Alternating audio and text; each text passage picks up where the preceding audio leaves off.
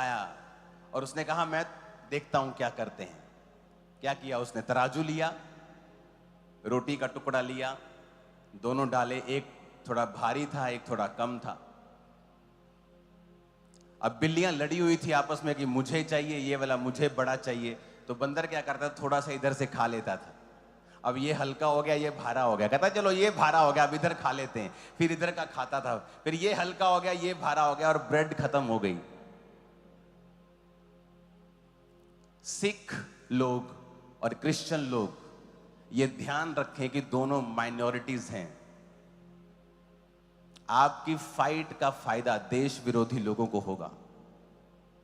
अब आपकी मर्जी है लड़ना है कि नहीं लड़ना। सिख और क्रिश्चियंस अगर साथ में चलें, इमेजिन करो कितने क्रिश्चियंस हैं पूरी दुनिया में, पूरे देशों में, जो लोग दुनिया पर राज करते हैं। 400 करोड़ लोग आज लोग परमेश्वर को मानते हैं। इमेजिन करो अगर ये दोनों इकट्ठे हो जाएं तो कितना परमेश्वर का और कितना समाज का हम काम कर सकते हैं। क्योंकि अगर आप ये डिसीजन नहीं लेंगे तो इसका फायदा तीसरे को होगा, और ये फाइट करीब है अगर आप नहीं सुधरेंगे। क्योंकि कोई भी ऐसा नहीं है जो अपने धर्म पर बातें सुनेगा और चुप रह जाएगा। यहां तो छोटा सा एक अफसर होता है ना, पुलिस अफसर, अगर वो अड़ जाए, किसी चौकी का अगर इंचार्ज है मान लो, वो अड़ जाए तो वो बड़े अफसर की बात भी नहीं सुनता। अगर उसकी शान पे आ जाए, आन पे आ जाए या इज्जत पे आ जाए, वो नौकरी की परवाह भी नहीं करता। तो इतना बड़ा धर्म जिसे 400 करोड़ लोग फॉलो करते हैं, क्रिश्चियनिटी जो दुनिया का सबसे पुराना धर्म है, वो अपने पे बात कैसे सुन सकते हैं?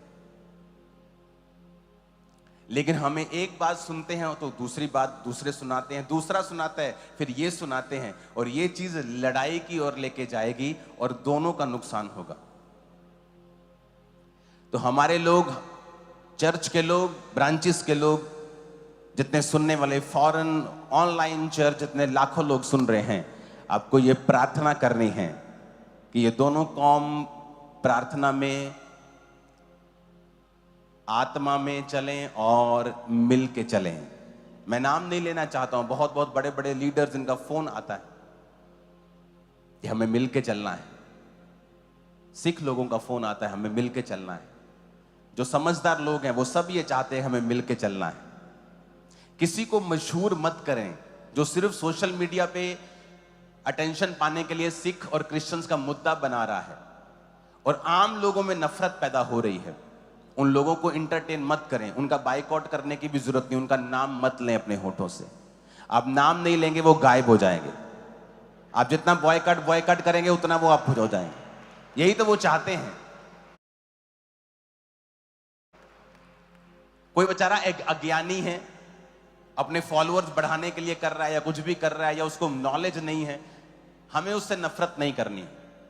हमें समझना है आपकी चर्च, हमारी चर्च, ये मिनिस्ट्री आगे का बताती रही है, आपको ये मालूम है, ये कोई नई मिनिस्ट्री नहीं है।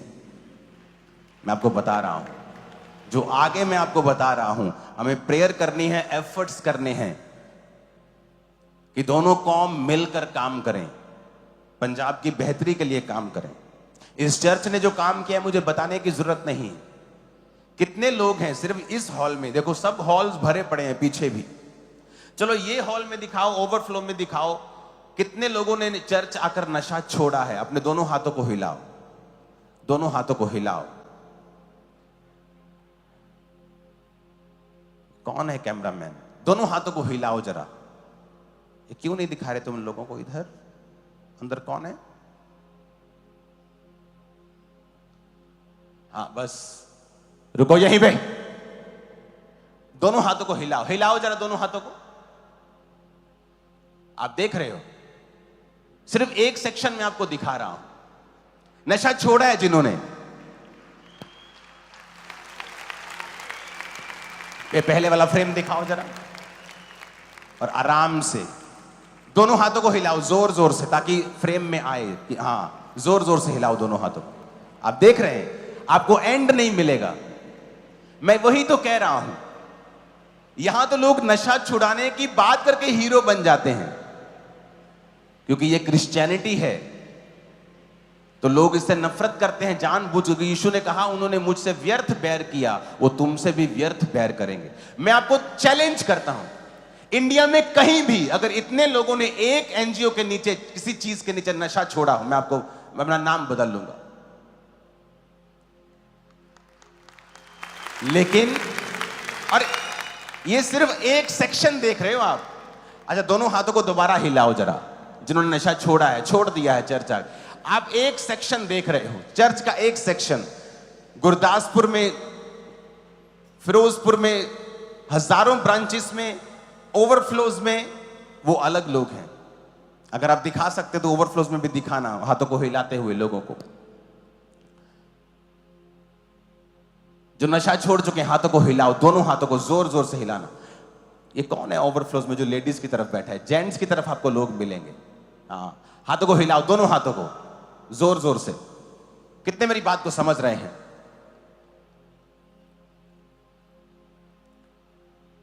इस चर्च ने हेल्प की है समाज की भी। क्या आप समाज का हिस्सा नहीं है? मैंने कहा क्या आप समाज का हिस्सा नहीं है?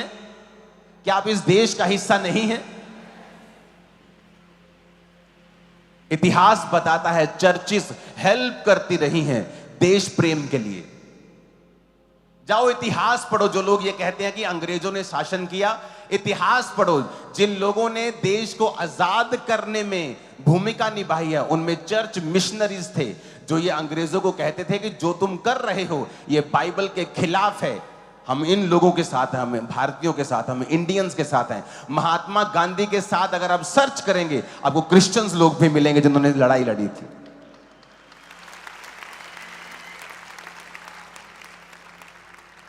क्रिश्चियंस आपको देश के खिलाफ एक्टिविटीज में नहीं मिलेंगे, वो आपको समाज की हेल्प करते मिलेंगे। कोई स्कूल खोलता मिलेगा, कोई हॉस्पिटल खोलता मिलेगा, कोई चर्च चलाता मिलेगा, कोई नशे छुड़ाता मिलेगा, कोई बीमारों को चंगा करते हुए मिलेगा। क्या प्रॉब्लम है अगर कोई बीमार चंगा होता है तो? क्या समाज की भलाई नहीं होती? अगर कोई नशे छोड़ रहा है, अगर कोई चंगा हो रहा है, अगर कोई लड़ाई झगड़ा छोड़ रहा है, अगर कोई परमेश्वर के रास्तों के ऊपर चल रहा है, तो वो परिवार का भी भला हो रहा है, उस समाज का भी भला हो रहा है। आप में से कितने लोग जो नशा छोड़ चुके हैं कि आपका परिवार शांत महसूस नहीं करता होगा? आप अपने छोटे बच्चे को, आपका पड़ोसी अगर नशे करता है तो आप उसके साथ घूमने भी जाने नहीं दोगे, लेकिन अगर आपका पड़ोसी अच्छा है आप उसे बोलते चल बेटा चला जा। तो इमेजिन करो कितने पड़ोसी भी आपकी वजह से ब्लेस होंगे, कितने लोग, कितने मोहल्ले आपकी वजह से ब्लेस होंगे। जब एक आदमी गवाही देता है कि मैं चर्च में गया और मैंने नशा छोड़ दिया, उसके अंदर एक आस पैदा होती है कि अच्छा परमेश्वर ने तुम्हें आजाद कर दिया। क्या वो एक आस पैदा करना किसी के अंदर, क्या ये भी भलाई का काम नहीं है? चर्च एक भी बुरा काम नहीं कर रही, एक भी देश विरोधी काम नहीं कर रही, एक भी समाज विरोधी काम नहीं कर रही। इसलिए चर्च आशीषित है, इसलिए परमेश्वर आपका ध्यान रखता है, इसलिए वो हमें ऊंचा रखता है, इसलिए वो हमें आशीषित रखता है। हालेलुया। अगर इस चर्च में फौजी आता है तो उसे हम प्रेयर लाइन में पहले खड़ा कर देते हैं, उसको रजिस्ट्रेशन कराने की भी जरूरत नहीं पड़ती। कोई पुलिस अफसर आता है तो उसको स्पेशल उसको खड़ा कर देते हैं प्रेयर लाइन में, क्योंकि जहां चर्च है वहां रोशनी है। उसने कहा तुम जगत की ज्योति हो, तुम चलते फिरते दीपक हो। अगर तुम मसीह में अच्छी तरह से चलोगे ना, तुम एक रोशनी हो। तुम मुंह खोलोगे, जीवन जल का सोता तुम्हारे मुंह से बहेगा। तुम जिस जगह पांव रखोगे, परमेश्वर ने कहा उस जगह को परमेश्वर आशीषित कर देंगे। अब जिस मोहल्ले में रहोगे वहां आपके कारण जीवन होगा। अब जिस परिवार में होंगे वो परिवार आपके कारण आशीषित होगा। जिस बॉस के पास आप नौकरी कर रहे होंगे वो बॉस का काम भी आपकी वजह से ब्लेस होता रहेगा, क्योंकि आप वहां पे मौजूद हैं, आप रोशनी वहां पे मौजूद है। शैतान का वहां पे कोई काम नहीं होगा। हालेलुया।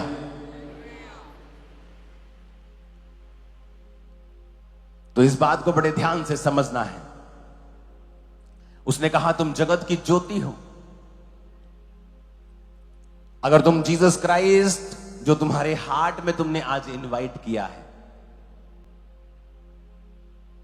अगर इसमें कोई और रहता है जिसको तुमने वचन से अलग स्थान दिया हुआ है, तो जीसस उस कुर्सी पे नहीं बैठ सकते। अगर इस कुर्सी पे कोई और बैठा है तो मैं कैसे बैठ पाऊंगा?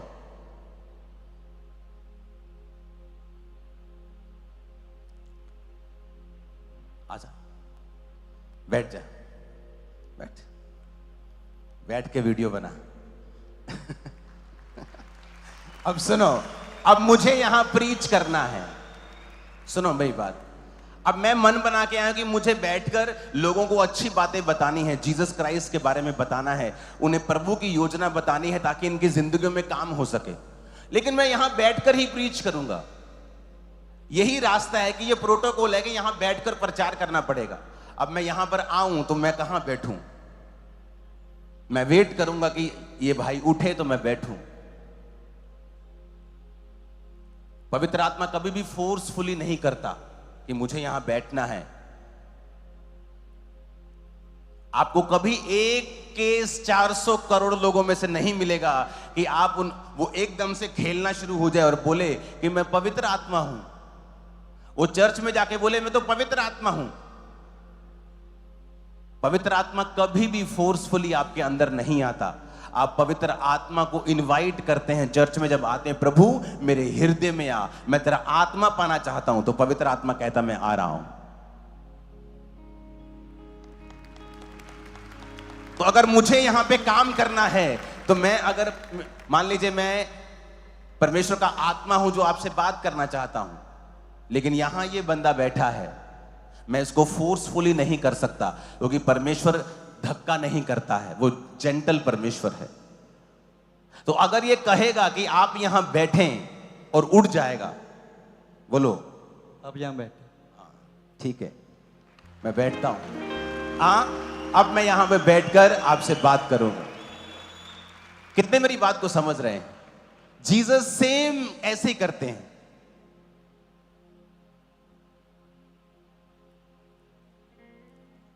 आप प्रेयर कर रहे हैं, प्रभु मेरी गरीबी से मुझे छुड़ा, मैं बहुत मुश्किल में, मेरी गरीबी से मुझे छुड़ा।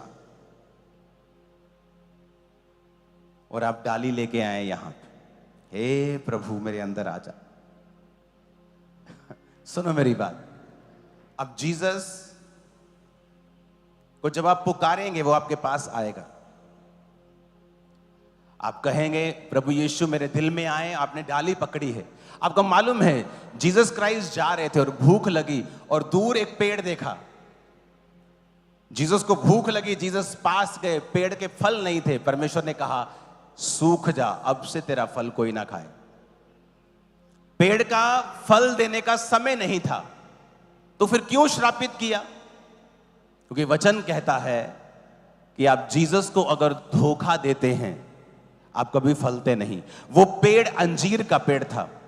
अंजीर के पेड़ में जब पत्ते आते हैं तो फल भी आता है। तो जीसस ने देखा पत्ते आए हुए हैं तो फल भी होगा, तो जीसस पत्ते देखकर चले गए कि फल होगा, लेकिन फल नहीं था।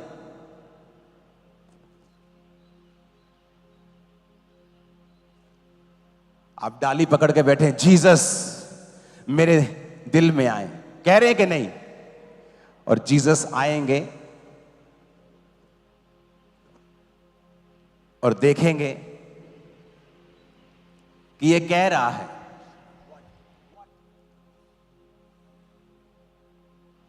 ए भीड़ बैठो।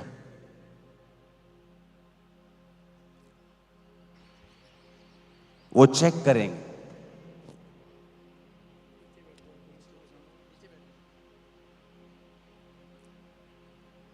अगर इसके दिल में अगर तो खाली है, वो इसके अंदर आ जाए कुर्सी की तरह। सुनो, अगर इसने प्लान बनाया हुआ, यार मीटिंग खत्म हो, मेरी गर्लफ्रेंड उधर बैठी है, चर्च खत्म हो, मुझे जल्दी मिलना है, तो जीसस देखेंगे कि डाली तो पकड़ी है, पत्ते तो हैं, पर फल, तो वो इसको छोड़ के अगले के पास चले जाए। वो क्यों आ रहे थे आपके पास? क्योंकि आप कह रहे थे परमेश्वर मेरी शर्मिंदगी दूर कर, मेरा गरीबी दूर कर, मेरी बीमारी दूर कर। और प्रभु कहता ठीक है, मैं दूर करने के लिए तैयार हूं, पर तेरा दिल खाली नहीं है। इसमें नशे का स्थान है, व्यभिचार है, गंदी मूवी है, पर मैं नहीं हूं। सफाई कर इसको। मालूम हो ना, आज मेरे घर में गेस्ट आने, सफाई करते, पास्टर ने आना है, सफाई करते, ताकि वो आए और उसे अच्छा लगे। लेकिन जीसस को पुकार रहे हैं हम लोग, पर दिल गंदा है। इसलिए अलग अलग बैठे हैं एक परिवार के लोग, क्योंकि एक दूसरे को पसंद नहीं करते। दिल क्या है? दिल तो बच्चा है जी, नहीं, दिल तो गंदा है जी।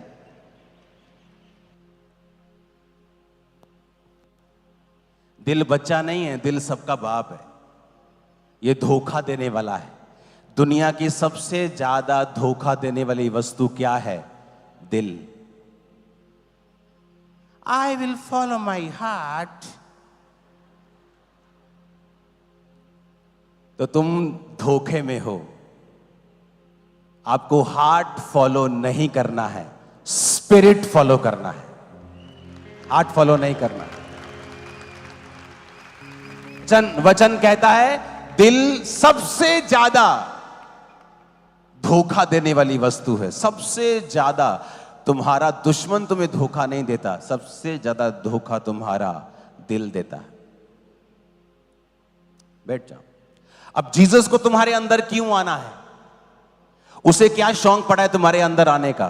क्योंकि तुम ही प्रार्थना कर रहे हो, प्रभु मुझे बेबी चाहिए, प्रभु मेरा परिवार बचा, प्रभु मेरी जिंदगी में कुछ कर, मेरे परिवार के लिए कुछ कर।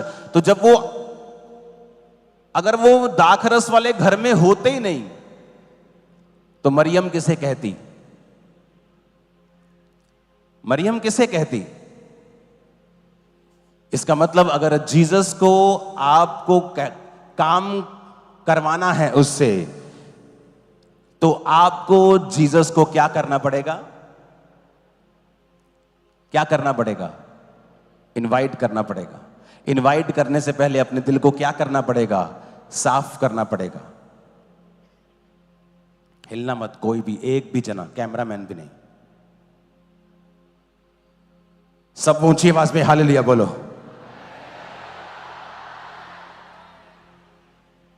ऊंची आवाज में हालेलुया बोलो।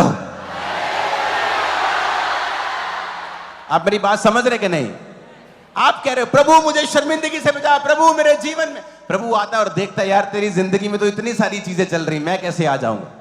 तेरी कुर्सी पे तो वैसे ही 2-4 लोग बैठे हैं, मैं कैसे बैठूंगा?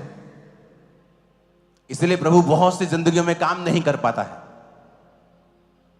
आपको उसे कहना होगा प्रभु मेरी लाइफ में आ, और अपने कर्मों से भी कहना होगा प्रभु देख मैं ये चीज को छोड़ता हूं, इस पाप को छोड़ता हूं, इस गंदगी को छोड़ता हूं, इस वैर विरोध को छोड़ता हूं।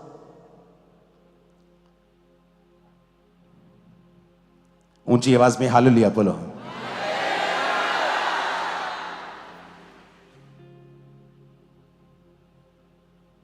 फिर से हालेलुया बोलो जोर से।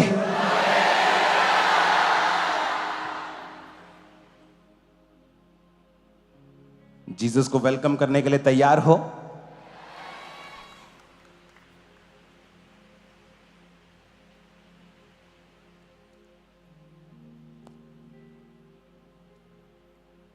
किसने प्लान किया कि मटकों में पानी भर दो मुंह तक? किसने प्लान किया था ये? ऊंची बोलो। किसी के दिमाग में ये बात नहीं आ सकती थी। सब सोच रहे होंगे पास के घर से मांग लेते हैं। यहां कौन सबसे नजदीक जूस की दुकान कौन सी है? सबसे नजदीक कौन शरबत का काम करता है? कहां मिल सकता है? जीसस ने कहा कहीं जाने की जरूरत नहीं, तुम नहीं कर पाओगे, तुम लेट हो जाओगे।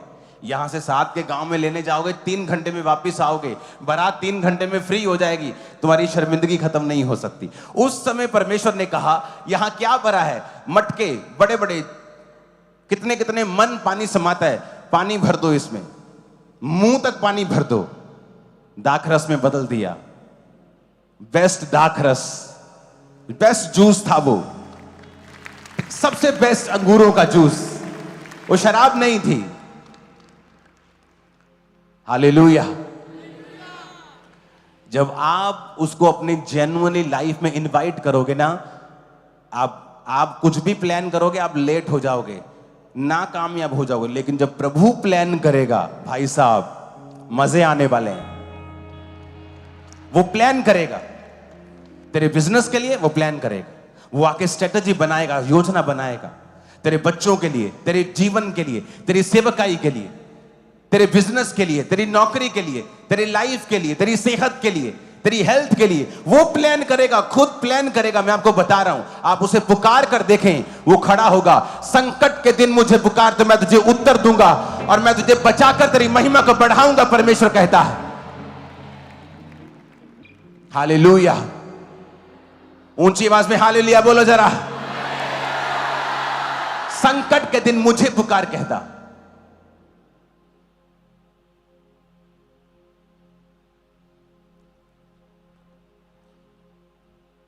रोजे किन किन के चल रहे हैं? हाथ हिलाओ जरा, खड़ा करो हाथ, हिलाओ हाथ। ओके, ऑलमोस्ट सब चर्च ने रोजे रखे हुए हैं। तो इन रोजों में हम एक प्रार्थना को शामिल करेंगे कि परमेश्वर फाइट से बचाए, इन दो कम्युनिटीज की फाइट से बचाए। आप प्रार्थना में रखेंगे इसको। जब आप इसे प्रेयर में रखेंगे, एक बड़ा इंसिडेंट टल जाएगा और बहुत छोटे में बदल जाएगा। हालेलुया।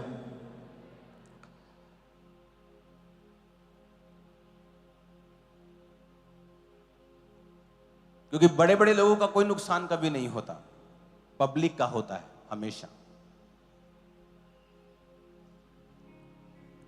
तो आपको प्रार्थना करनी है कि परमेश्वर अपने लोगों को बचाए।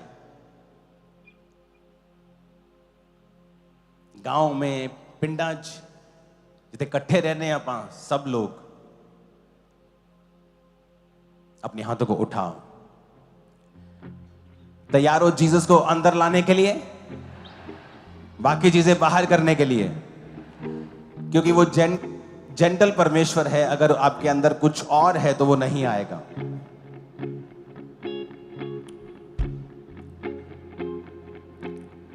जीसस को पुकारो, कहो प्रभु मेरे जीवन में आ।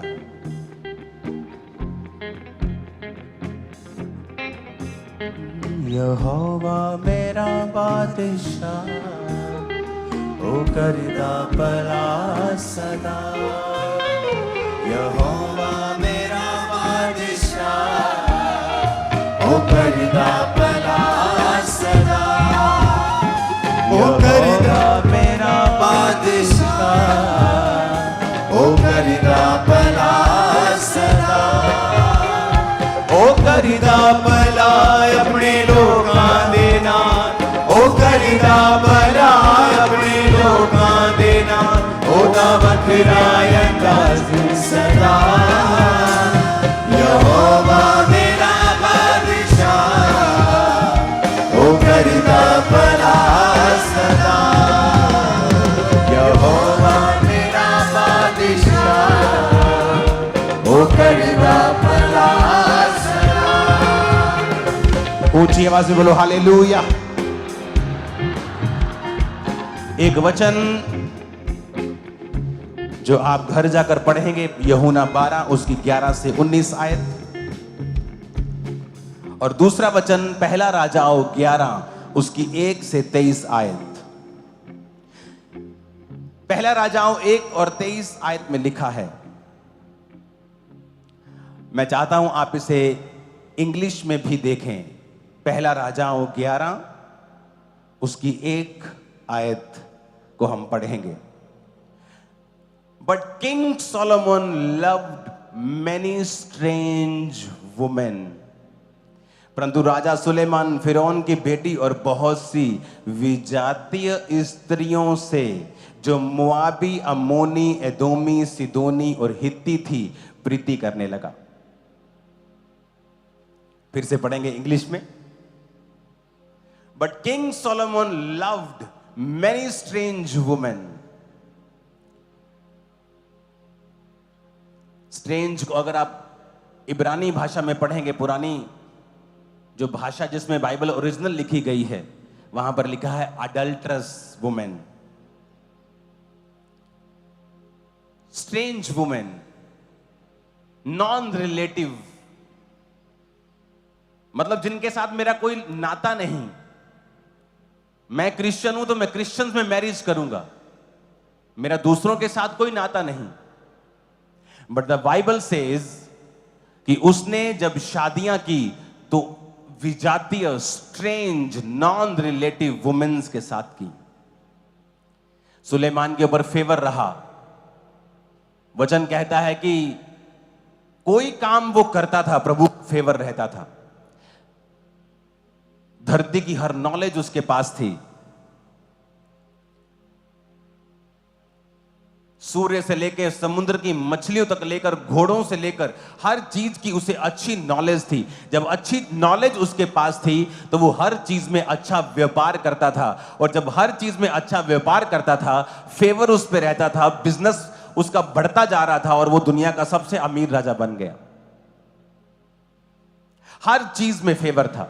20 साल सुलेमान परमेश्वर की आज्ञाओं के ऊपर चलता रहा, जिस तरह उसका बाप दाऊद चलता था। लेकिन जब 20 साल फेवर उस पे रहा और उसके बाद सुलेमान परमेश्वर की ओर से मुड़ गया, हट गया, स्त्रियों के प्रेम में पड़ गया, व्यभिचार में पड़ गया।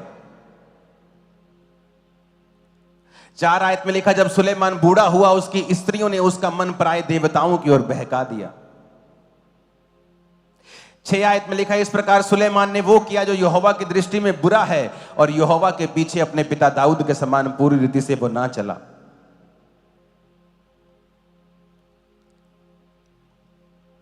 9 आयत में लिखा, फिर यहोवा ने सुलेमान के ऊपर क्रोध किया, क्योंकि उसका मन इजराइल के परमेश्वर यहोवा से फिर गया था, जिसने 2 बार उसको दर्शन दिया था।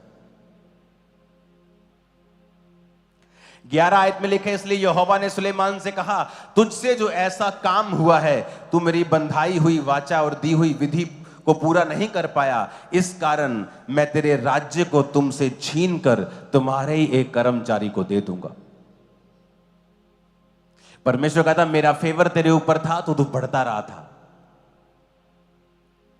लेकिन तू विजातीय स्त्रियों के प्रेम में पड़ गया। अब तू विधियों पर नहीं चला, अब मैं ये राज्य तुझसे छीन लूंगा।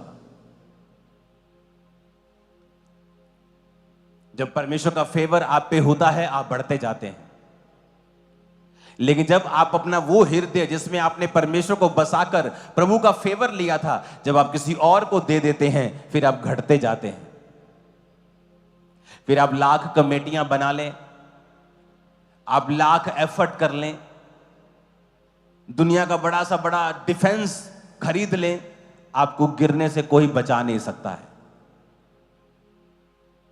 अगर यहोवा ने ठान लिया है आपको गिराना, कोई दुनिया की ताकत आपको खड़ा नहीं कर सकती। आप 10 लाख लोग इकट्ठे कर ले, तब भी नहीं।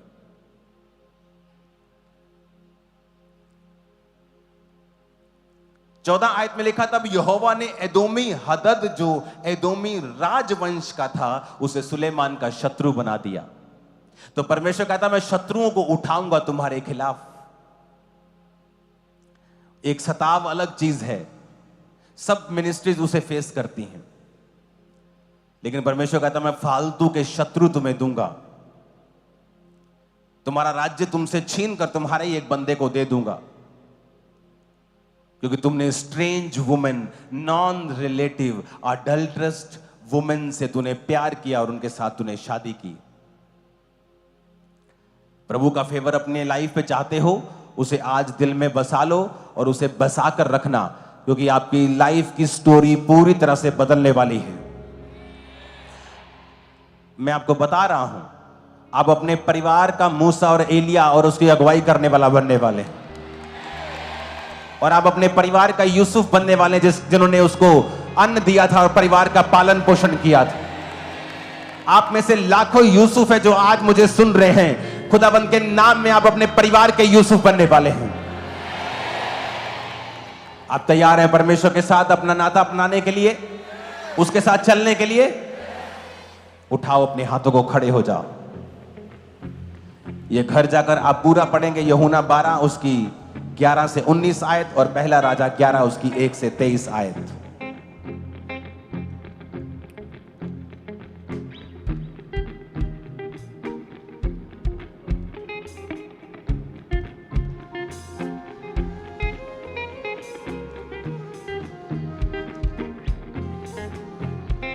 यहोवा जिंदा खुदा, वो हमारा बादशाह। यहोवा जिंदा खुदा, वो हमारा बादशाह, जो मसीह में मुजस्सम हुआ।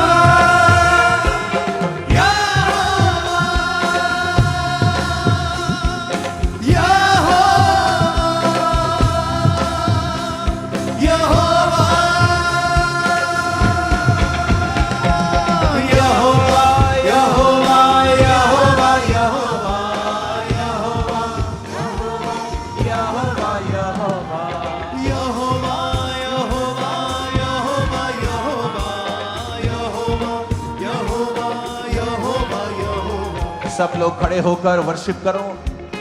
और प्रभु का आत्मा मुझसे कह रहा है, आज तुम लोग वर्शिप करोगे और मेरा आत्मा तुम्हें छूकर चंगा करेगा। जो इमरजेंसी में, जो हीलिंग हॉल में बदल चुका है, हीलिंग हॉल में जितने बीमार लोग बैठे हैं राइट नाउ, यहोवा का आत्मा तुम्हें छू रहा है। तुम व्हील चेयर पे हो, शिकंजों में हो, तुम जहां भी हो, इस वर्शिप के दौरान वर्शिप करना और परमेश्वर का आत्मा तुम्हें उठाकर खड़ा कर रहा है। बीमारी वाली जगहों के ऊपर हाथ रखना और वो सारी बीमारियां गायब हो जाएंगी। और जैसे तुम वर्शिप करोगे, परमेश्वर का रूह तुम्हें छुएगा, तुम्हारा बहरापन जाता रहेगा, अंधापन जाता रहेगा, डिप्रेशन